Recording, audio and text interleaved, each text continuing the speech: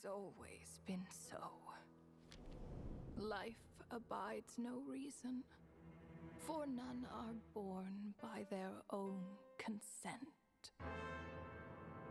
Death abides no reason, for it cannot be defied, even by those who see it coming.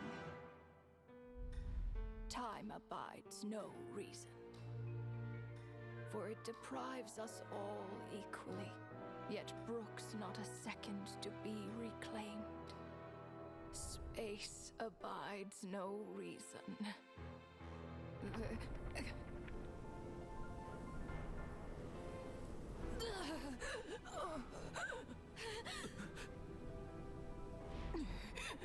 The ruler of space stopped the golden-haired twin travelers and mercilessly tore them apart.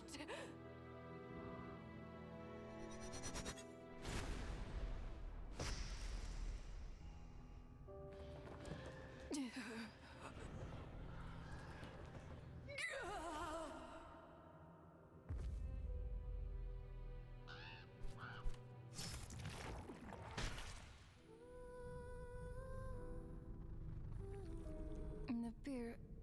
No. This looks more like Rhine-daughter's doing. Please don't litter other people's spaces with your bizarre creations. Unsurprisingly, all life here has been rendered unstable, tainted by the ruler of space. I have seen enough to know that repeating this experiment would be fruitless.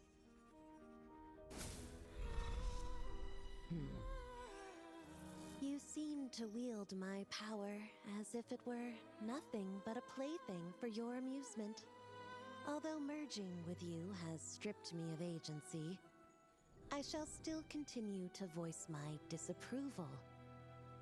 My dear Rhine-daughter. You have my respect, Nibirius.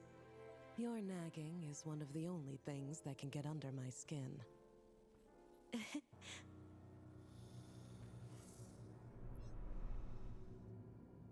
And you, Istaroth, why did you bestow history upon them?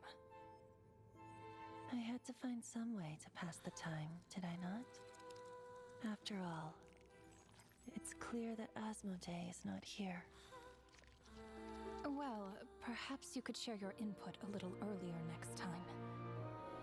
But you're right. There's no trace of Asmodee here. Where has she gone? Anyway, it's time I put this space out of its misery.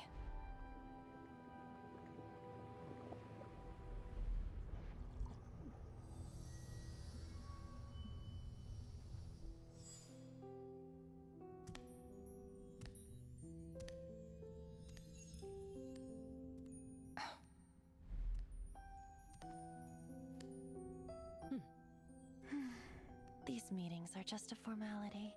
Does it really matter that only 3 of us are here? I, for one, think that we should find her. Since the heavenly principles cast us as shades, not one of us has ever missed a meeting. What if she just switched sides? Finding her would do more harm than good. Now there's an interesting idea. Better than being devoured. Just switched sides? You make it sound like such a trivial affair. We are shades, shadows of the heavenly principles. It's unthinkable. Unless she loves her new master more than her own self.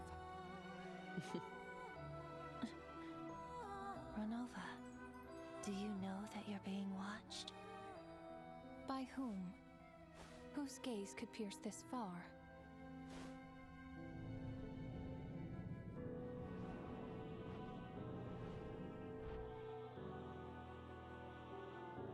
I remember those eyes. It was just before I placed the curse of immortality.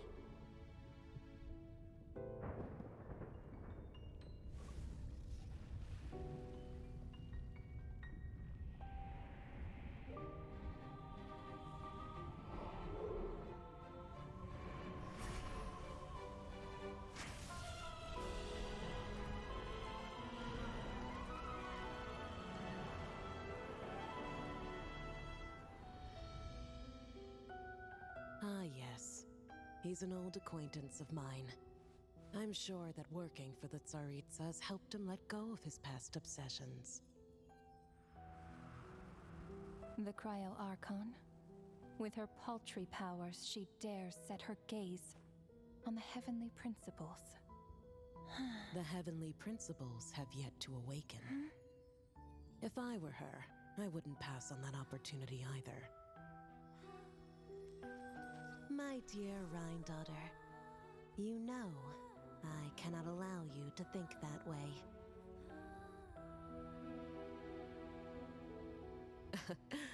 It was purely hypothetical, Nibirius. For lack of a direct order, I say it's time we intervened. Of course, to the extent permitted by the rules.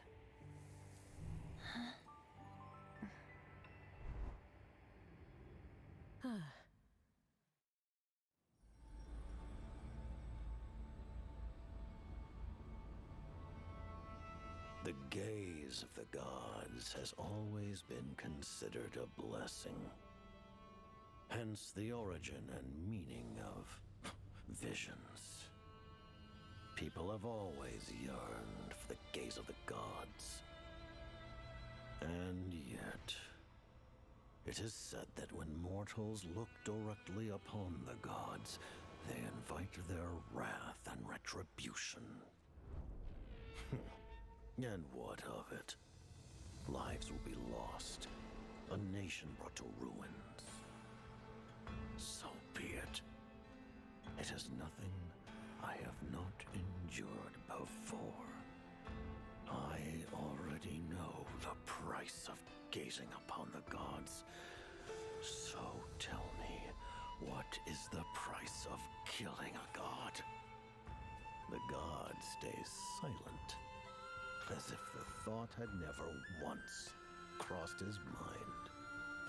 To all those who dare not look up to the heavens, Her Majesty the Tsaritsa says this: